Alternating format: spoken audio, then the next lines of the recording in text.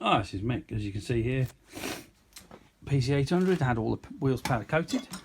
Just putting them all back together. Beautiful metallic sort of paint job. I don't know if you can see that. Had all these powder coated, you know, in gloss black.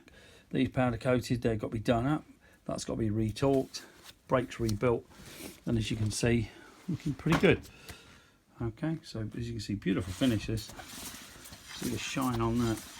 But just getting ready to put everything back together. Okay, use brass valves, which aren't rubber, so you don't need that thing to actually hold them at all. All right, all the bolts covered in beautiful stuff. This anti-seize, it's like a silver. You know, normally it's copper. The silver stuff definitely works a lot better.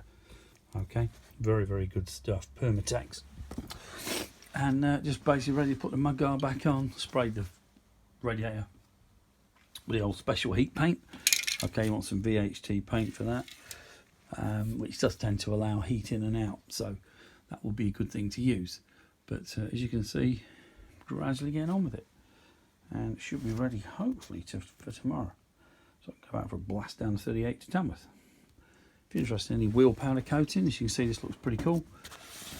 Very, very nice finish. Give us a bell, 01773835666. Alternatively, customcruisers.com. Thank you. Metallic finishes like this available. Satin black, matte black. This is your satin. Okay, this is more pervious to water. The matte actually isn't it, because it's matte. It means it isn't a complete surface, solid surface like that.